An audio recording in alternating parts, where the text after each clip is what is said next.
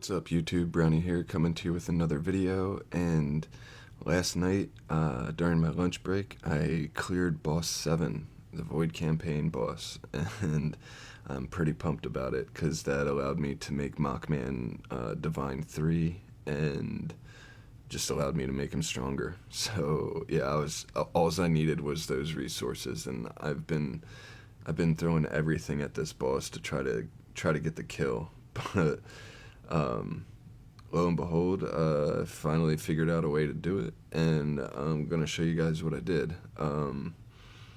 Yeah,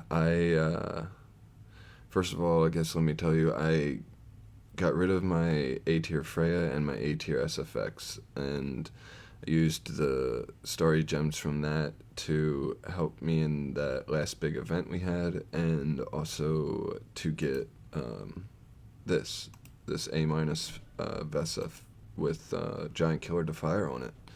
So that was really good. I wanted to get an Aspen, to be completely honest with you, but he is outrageously priced right now, and there's no way I was going to be able to get one of those. So, but people are selling their Vesas for very cheap right now, and she's still a great damage dealer. I don't know why people think she's not really worth it anymore. I mean, I guess I get it. She didn't get the best divine skills or transition skills, whatever they're called. But she still does the same damage or more than she was doing in the past. So she hasn't gotten worse, Sorry, that was my, if you guys heard that notification, that was my phone. Anyway, yeah, so I got Vesa because I thought she could help Mockman not only do more damage himself, but she would help him by doing damage and also help keeping my team alive. You can't discount the survivability she brings to a team. So anyway, let's hop in and check out the team that I used and the artifacts and everything. So on all my supports except for Freya, I used Crown. Freya, she got the elusive mirror because I needed the 75 speed basically, and I also wanted her to do an active round 1. So I gave her this, and the reasoning behind that is I wanted the boss to be poisoned before Mockman and Vesa went, because I have Benji on the guild treasure train, and that increases priest and warriors damage to poison, burned, and bled targets. So even though I'm not running the poison pet, I could still take advantage of Freya's poison that she puts out. And yeah, so I did that. And let's see what else. I guess we'll just hop into what Mockman used. I had him Melodic Strings, Holy Damage, Skill Damage Stone. Vesa actually exact same thing.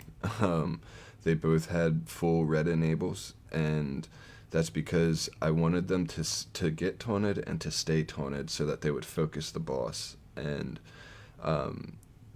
the only problem you'll have with Vesa doing this is the first time she gets taunted from the boss in round 1, she'll probably be below 50% HP, so she will dispel all the debuffs that she has, getting rid of the taunt, and she'll go back to 100% HP. So that's good, kind of, going back to full health, but getting rid of the taunt sort of sucks.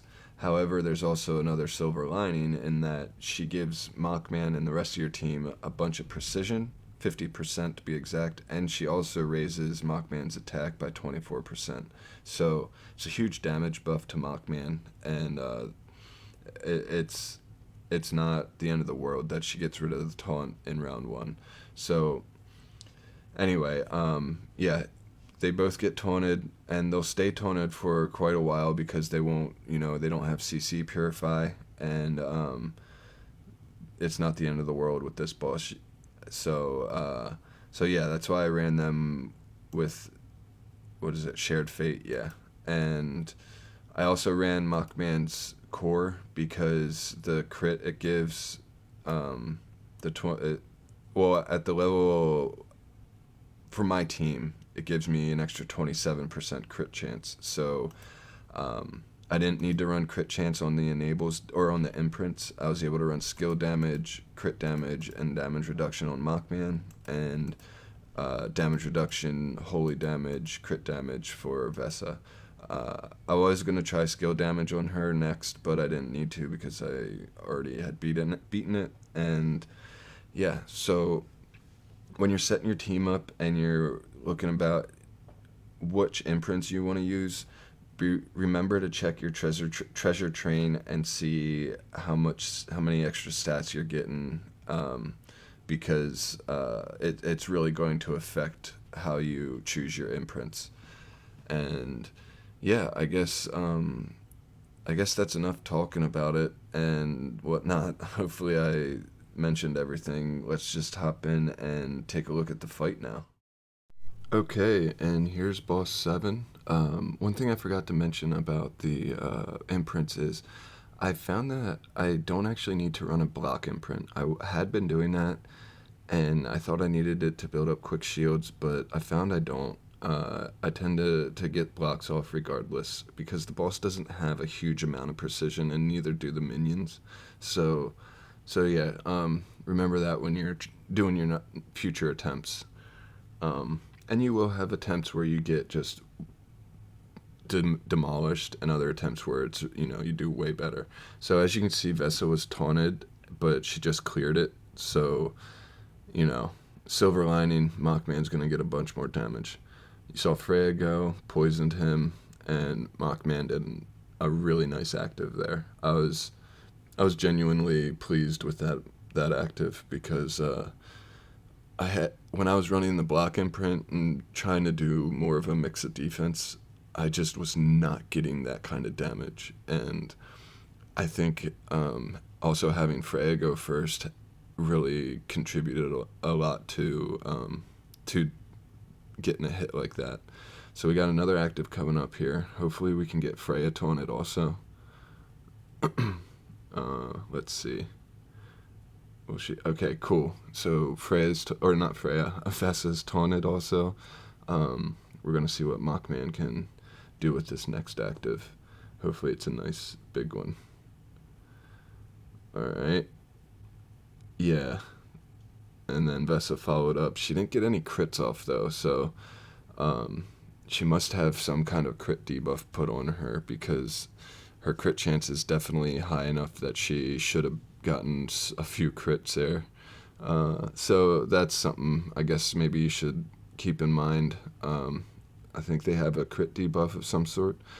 But yeah, last night when I was watching this, I was freaking out at this point because I was just like, come on, Mockman, just survive. I thought the boss was going to do some kind of nuclear attack and just like one-shot everyone, which always seems to happen. But as you can see, we survived it quite well, and that's partly because Vesa also increases our armor by 33% when she does actives. So yeah, she was just a huge bonus to my team. This attempt, she didn't do a ton of damage, but previous attempts, she did some sweet damage. So yeah, I am very happy with getting this Vesa. And yeah, now we just got to clear out the minions, and it's smooth sailing. As you can see, my team's got full shields.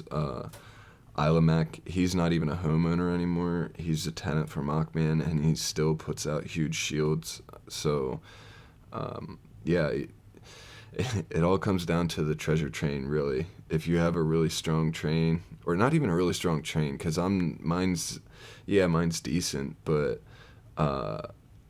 people have way, like, over double the train power that I have. I have a very average train, I think. Most people I talk to have a very similar train, or a way stronger one. I saw Soul's train the other day, and I was just like, oh my god. So yeah, finishing up the last few minions here, and yeah, there's the win. So I was super excited about this, and yeah, we'll have some more content coming up here with the new content drop, and yeah, I hope you guys enjoyed it. Please like and subscribe, and see you guys in the next one.